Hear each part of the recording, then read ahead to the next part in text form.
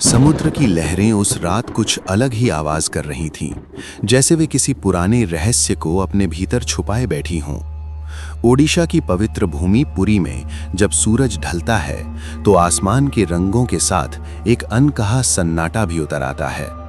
उसी सन्नाटे के बीच खड़ा है सदियों पुराना जगन्नाथ मंदिर, एक ऐसा धाम जिसके पत्थरों में इतिहास ही नहीं, रहस्य भी सांस लेते हैं। कहते हैं बहुत समय पहले राजा इंद्रद्युम्न ने स्वप्न में एक दिव्य स्वर सुना था। वो स्वर किसी साधारण देवता का नहीं, स्वयं भगवान जगन्नाथ का था। स्वप्न में आदेश मिला, मेरा रूप इस धरती पर स्थापित करो, परंतु जो देखोगे उसे पूरा देखने की कोशिश मत करना। राजा ने आदेश का पालन किया।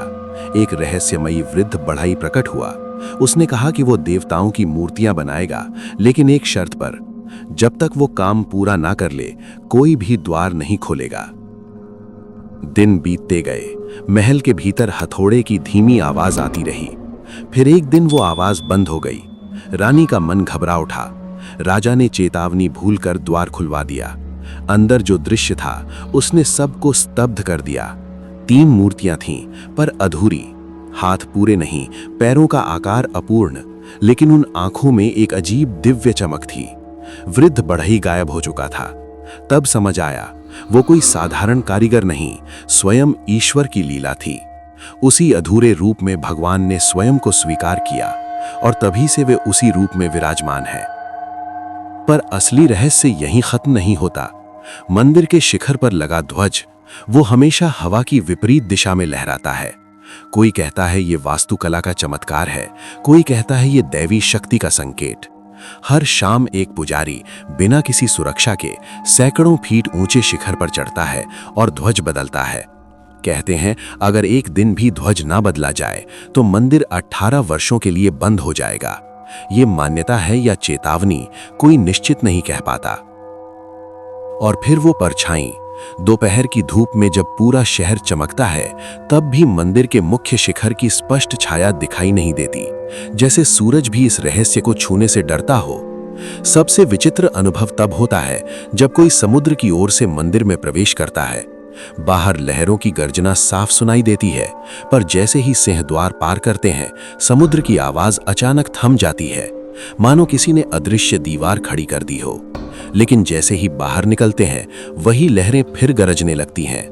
ये ध्वनि का खेल है या किसी अनजानी शक्ति की सीमा, आज तक कोई नहीं जान पाया। मंदिर की रसोई भी किसी चमत्कार से कम नहीं। मिट्टी के 7 बर्तन एक दूसरे के ऊपर रखकर पकाए जाते हैं, पर आश्चर्य ये कि सबसे ऊपर रखा बर्तन पहले पकता है और सबसे नीचे वाला बाद में। विज्ञान इस क्रम को समझाने की कोशिश करता है, पर श्रद्धालु इसे भगवान की लीला कहते हैं। हजारों लोग प्रतिदिन प्रसाद ग्रहण करते हैं, फिर भी भोजन कभी कम नहीं पड़ता। और यदि किसी दिन भक्त कम आए तो प्रसाद भी अपने आप कम बनता है, जैसे किसी अदृश्य गणना से सब संचालित हो रहा हो। लेकिन सबसे गहरा रहस्य हर 12 से 19 वर्ष में होने वाली एक गुप्त प्रक्रिया में छुपा है। इसे नव कलेवर कहा जाता है। उस समय भगवान की काष्ठ मूर्तियां बदली जाती हैं। आधी रात को मंदिर के सभी द्वार बंद कर दिए जाते हैं। शहर की बिजली तक काट दी जाती है। केवल कुछ चुनिंदा पुजारी आंखों पर पट्टी और हाथों में दस्ताने पहनकर गर्भगृह में प्रवेश करते हैं। वो पुरानी मूर्ति के भीतर से एक दिव्य तत्व निकालकर नई मूर्ति में स्थापित करते हैं। कहा जाता है वो ब्रह्म पदार्थ है, जिसे न किसी ने साफ देखा है, न कभी वर्णन किया है। जो पुजारी ये प्रक्रिया करता है वो कभी उसके बारे में बोलता नहीं, और कुछ कथाओं में तो ये भी कहा जाता है कि कुछ ही वर्षों में उसकी मृत्यु हो जाती है। सत्य क्या है? सबसे बड़ा रहस्य यही है कि यहाँ आकर मनुष्य अपने भीतर के प्रश्नों से सामना करता है। विज्ञान तर्क देता है, इतिहास प्रमाण खोजता है, पर आस्था अनुभव मांगती है, और अनुभव शब्दों में नहीं बंधता। आज भी जब सूर्य ढलता है और मंदिर के शिखर पर ध्वज लहराता है, तो ऐसा लगता है जैसे वो हर लहर के साथ एक ही संदेश दे रहा हो। सत्य हमेशा दिखाई नहीं देता, कुछ सत्य केवल महसूस किए जाते हैं। समुद्र की लहरें फिर गरजती हैं, हवा में नमक की गंध घुल जाती है, और मंदिर अपने रहस्यों को उसी तरह थामे खड़ा रहता है जैसे सदियों से खड़ा है। शायद आने वाली सदियां भी गुजर जाएंगी, पर यह प्रश्न हमेशा जीवित रहेगा। क्या ये केवल एक मंदिर है या सचमुच यहाँ कुछ ऐसा है जो हमारी समझ से कहीं परे है?